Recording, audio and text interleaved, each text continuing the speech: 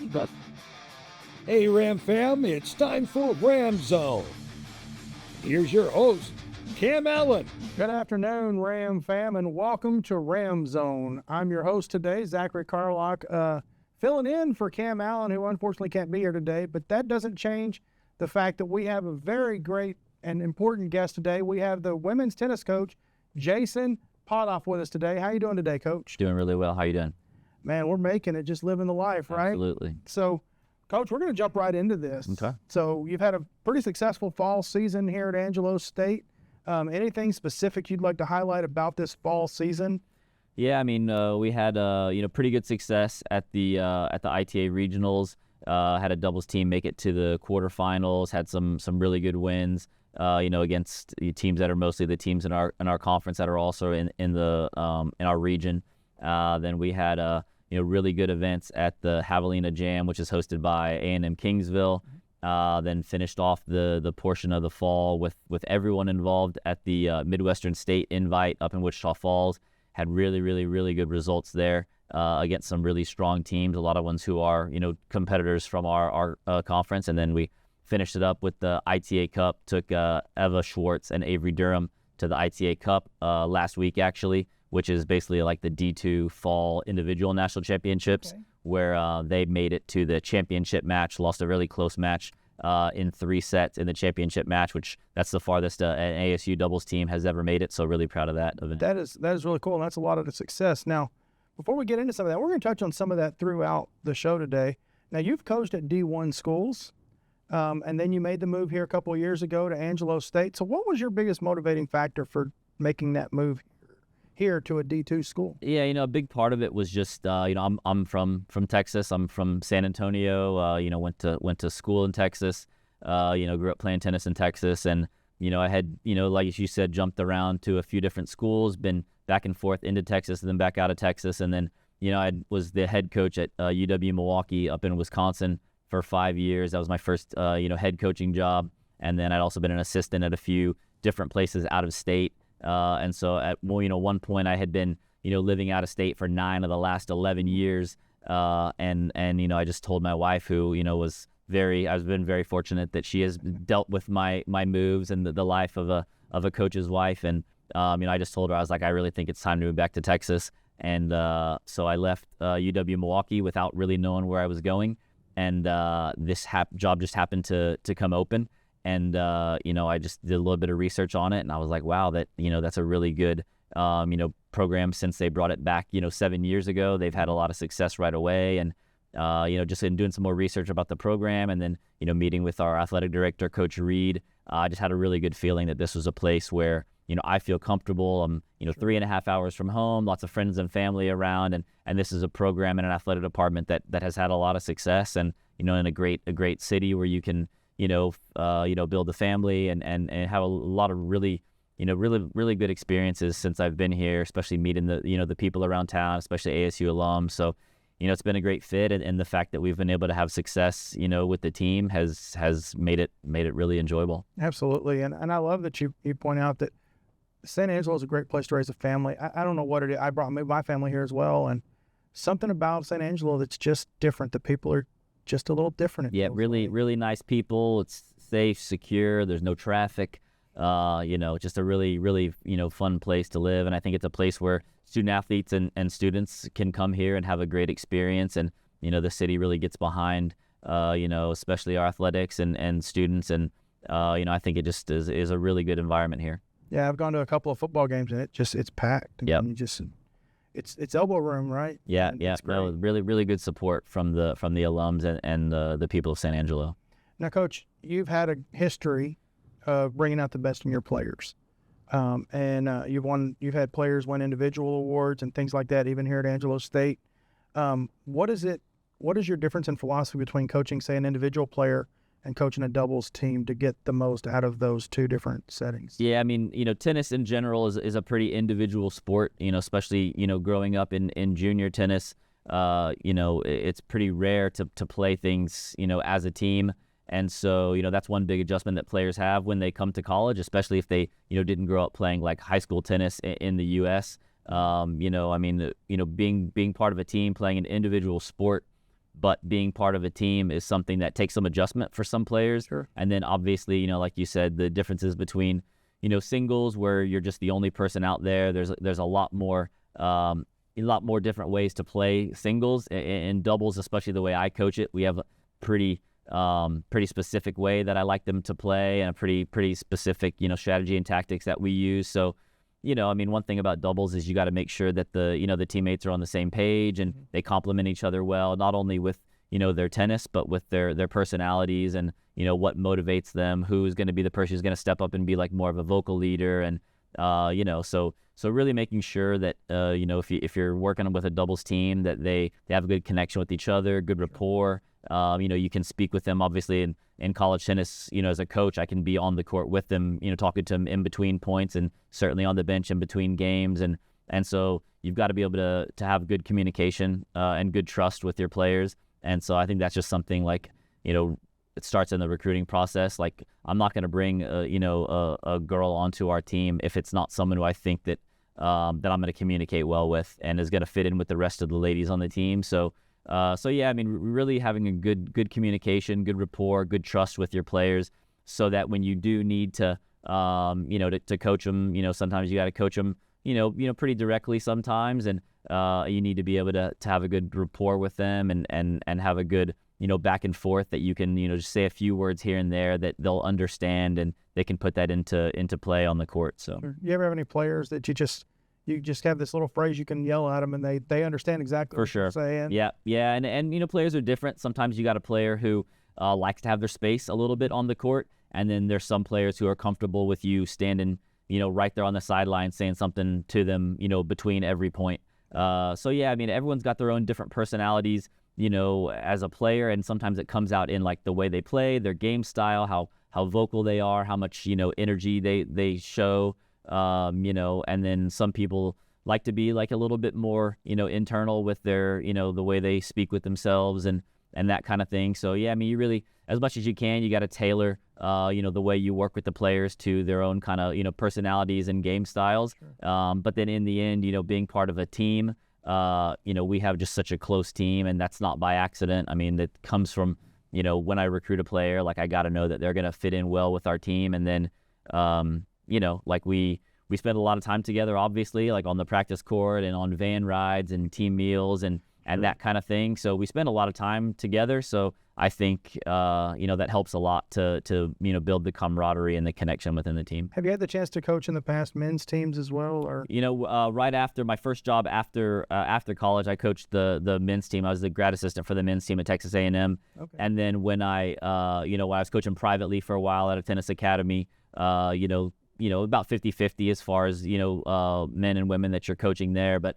I really, as a college coach, at least as a full-time coach for the last, 16 years, primarily coaching on the women's side. And, I feel like, we have a lot of fun together. I think they have Sure. great personalities. I think they're very coachable, and just the ability to connect with them and be able to get the most out of them on the court just brings me a lot of fulfillment as a coach. Do you see a lot of differences in coaching men versus coaching women, or is that just kind of across the board? There are probably some differences, I guess. I think, I do think that maybe, female players are a little bit more evolved in their maturity at this point in their life. That's one thing that I've kind of noticed. I think they're less kind of ego driven. I think that if you can make a connection with them and really let them know that like you are there for them and you're going to be there with them through difficult times on the court and off the court. I think if you can make a really strong connection with them, not only as a player, but as a person. Sure. We have a great assistant coach, Adriana, who's been with us for the last 2 years now, who also is great at that because she just got done playing, her college tennis a few years ago. And so she brings, a huge element to that as well. Having someone who just kind of has gone through the same thing that they're going through now really helps a lot. And so yeah, I think we have a team that's really close and enjoys, spending time together, not only on the court, but off the court. And I think that's something that helps us, during the season, when we're traveling a lot and we're going through tough matches against tough teams. I think, having a good connection within each other and fighting for each other and wanting to basically have the season last as long as possible so we don't have to, say goodbye to each other for the summer and, say goodbye to whoever our seniors are that year. I think that, that's something that we've really developed over the last 2 years since I've been here is having a team that really fights for each other. Because, especially representing Angelo State and, being a member of the Bells tennis team, it's something that's bigger than just yourself. And so to have the team that really is bought into that makes my job a lot easier. I love that, Coach. Thank you for sharing that. Now let's switch a little bit to some of the success you've had this past fall and over the last couple of years. The thing that sticks out to me the most is 8-0 at home. You haven't lost at home since you've been here. Why do you think that? What do you think is the biggest factor there for not losing at home? You stand your ground really well. Yeah, I think we were undefeated last year, 8-0. I think we were maybe 7-0 or 8-0 the year before as well. I think, part of it is that, like we are on the road a lot. And it's sometimes difficult to get, a lot of non-conference teams to come play us here. And so when we do get a chance to play at home, we really want to make the most of it. Obviously, playing at home, for any team, like you get to sleep in your own bed, you get to, kind of have your own, normal routines that you have. It's a little bit less stressful usually than when you're dealing with, travel and those kind of logistics. But, another thing is, especially in the spring, it can get pretty windy out there on the tennis courts, kind of up on that hill behind the football field. And so it can get pretty windy, and, that definitely changes some things on the tennis court as far as, what you can do. Sometime when you got a 15 to 20 mile an hour wind behind you, you got to play a little bit differently. Your strategies and tactics change a little bit, and, we're spending, a lot of time out on the court in practice every day, dealing with those things and kind of figuring out. There's a huge American flag above the Janelle Center, so like we can always know which way the wind's going, and sure. That's something that we kind of make sure to check so that we remember how are we serving on this side versus on the other side with wind in your face as opposed to wind in your back. And I think that when other teams come in, I can see the other teams when they come in the morning of a match, and they're kind of looking around about how windy it is and dust is blowing everywhere, and I can tell that sometimes it's a little bit overwhelming for teams, and sometimes they don't handle it very well. And that's one thing that we talk about all the time. Everyone knows the wind's blowing. We're not going to talk about it. We're not going to complain about it. We're going to use it to our advantage. And I think it's just something that we kind of have taken ownership of winning every match we possibly can at home. And we obviously have good fan support out there as well. Members of the tennis community that come out, coaches, Angelo State coaches, Angelo State student athletes. We have a very international team, so a lot of their friends who are international, who they met in the dorms or in classes, also come out and support us a lot. So, right. Anytime we get a chance to play at home, we want to make the most of it. And then fortunately, we've been pretty successful. Now, you mentioned just a little moment ago that you've had struggles sometimes getting non-conference opponents to come out here to San Angelo. And I understand the West Texas winds. Yeah. I remember when I first moved to West Texas and I said, hey, when does the wind stop blowing? They laughed at me and said, what are you talking about? Yeah. Why do you think teams don't want to come out here on the non-conference side? I mean, you get to kind of force the conference. Yeah. Lone Star Conference teams come to us, every other year. One thing about, our region, is basically the Lone Star Conference plus a few schools in Colorado that typically don't travel down here in the spring. And then, there are no Division II teams in Texas or in New Mexico that aren't already in our conference. There's no Division II teams in Louisiana. There's no Division II teams in Arizona. So, to get teams to come down and play us, they're mostly from Colorado and Arkansas. So that's, a decent travel for them to come down to here. And, I think like you said, I mean, it's a hard place to play. It's a hard place to beat us. So, yeah, I mean, I think part of it is, getting those teams to come out. People have no problem, coming from some more of the schools in the South and the lower Midwest. They'll go to Wichita Falls, they'll go to Dallas, to play some non-conference matches, but to come an extra 4 hours west from there, to play a team that is pretty successful at home. Sometimes I have to, either provide them some sort of incentives to come play us, or say hey, if you come play us, we'll go to your place the next year. We'll play a neutral site match, the next year. So challenging, is definitely the word for making a schedule for non-conference. But, we work hard to make the most of it and make it a good place to play. I mean, like I said, we have good crowds that come out, and, the facilities crew does a good job of making it a good place to play for us. yeah, I mean, hopefully, like, the more that we continue to build our name, throughout the region and the nation, maybe we'll be a place where, teams will want to come play us, because obviously, we've spent most of our, time in the top 20 in the nation, the last few years. So to get, teams to come down play us, it could be a boost for them to try to, to knock off a ranked team on the road. So, the more we kind of, build our name and get it out there, maybe it'll be a little bit easier over time to get people to come play us. But, as it is right now, like, we'll just take whoever will come and play and hopefully send them home with a loss. But, anytime we get, teams to come play out here, we try to make the most of it. I thought for sure you were going to tell me that we're going to attract them with the beautiful views getting here from, I mean, like, the, West, beauty's in the eye of the beholder. And, there's nothing I like more than walking out to the tennis courts and seeing, the wind, the wind blowing the nets, swaying in the wind. And, like, anytime that we can get people to come play us, we're all for it. I love that. Now, you mentioned earlier you finished out your season with the Javelina Jam, the Midwestern Invitational, ITA South Regionals, as well as the ITA Cup. You finished that out last weekend. You had mentioned that. Now, I heard there's something a little bit unique at the Javelina Jam, something about the peach draw, apricot draw, and strawberry draw. Explain this a little bit. Yeah, so Autumn, who's the head coach at A&M Kingsville, she's one of my closest friends, especially in D2 coaching.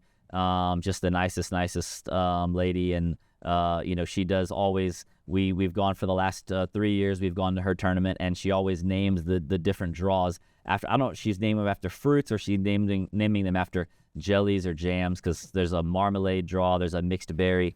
She just always names, instead of just being boring and naming them draw A, B, C, or D, or 1, 2, 3, or 4. She always names her draws after fruits. And so, the girls always kind of get a kick out of that. And, it's always been a good tournament for us. So we always like to go there. That's funny. So speaking of the Javelina draw, you had Stan Shiva, who won her draw, and you have other strong performances. And what are your thoughts on the Javelina Jam specifically? Yeah, no, I mean, we really had a good tournament out there. It was A&M Kingsville, hosting, and then we were there, and then A&M Corpus, who's always a really strong team in Division I. They win their conference 90% of the time. UT RGV was there, Prairie View A&M was there, so some really good competition. We had two really good wins in doubles, taking down A&M Corpus teams. And just the competition was really good, and it's always tough conditions because it's always pretty hot and humid. But yeah, I know it was a really good tournament. Like I said, Yvette won all of her singles matches. We had some really good results out there. Yvette won all of her singles matches in the Midwestern State tournament as well. She's really doing well in her sophomore season. So yeah, some really good results across the board. The Midwestern State tournament, I think we went 8-1 in doubles. I think we only lost 2 or 3 matches in singles as well. 10-3 as well. Yeah, 10-3 in singles. So that was a really good tournament for us. The Midwestern State tournament was also tough competition. You had Midwestern State hosting. Cameron was there.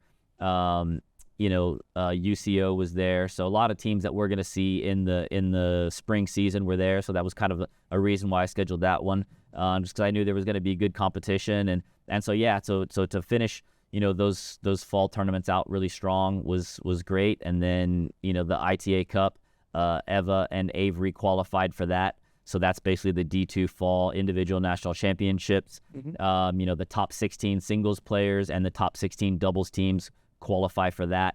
And, Angelo State has sent some teams before in the past. We've had a team make it to the quarters. We had a team make it to the semis. And Eva and Avery made it to the finals this year. The first time Angelo State's ever sent a team to the finals of the ITA Cup. So that was a huge, tournament for us.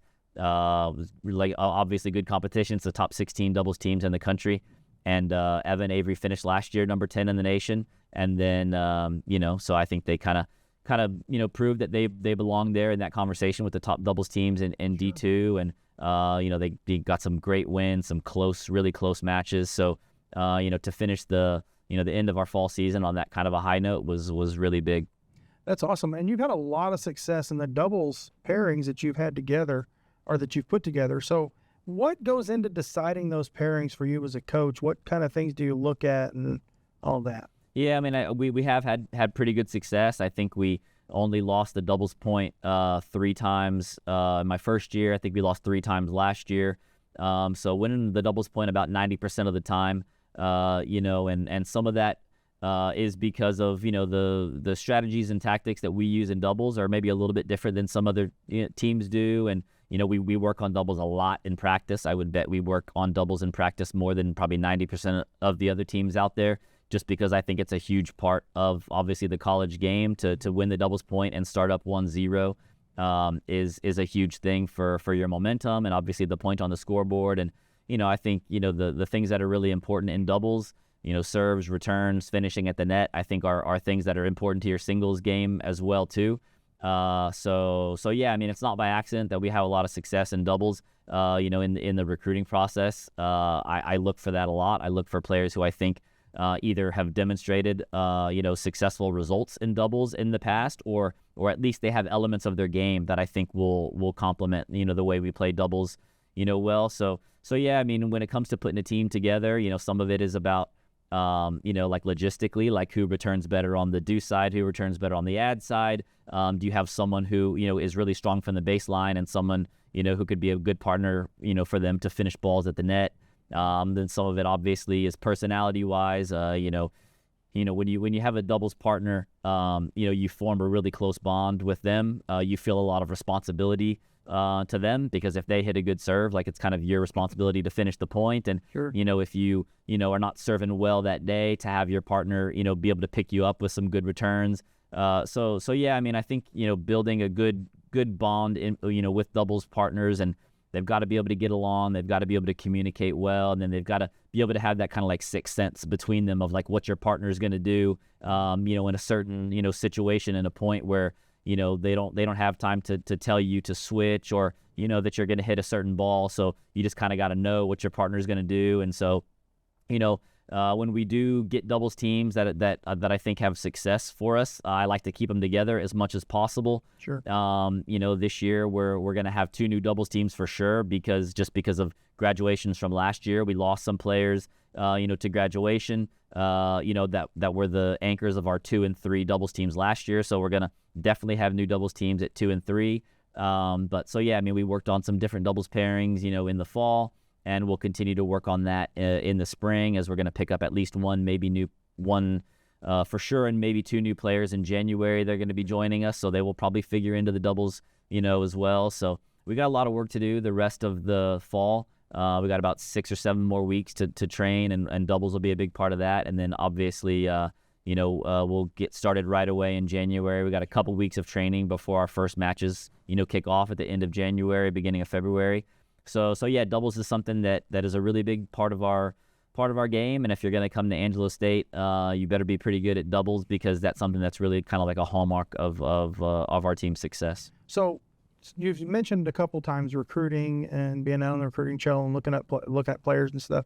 When you're out recruiting, do you necessarily concern yourself with whether or not a player plays a different sport? Because in high school, they got the fall and spring season. Mm-hmm. Kind of hard to play a second sport. Yeah. And with tennis, but do you look for that, or do you prefer a player like that, or do you just look straight tennis talent? That's something that I always ask players when I'm recruiting, is like, have you ever played any other sports?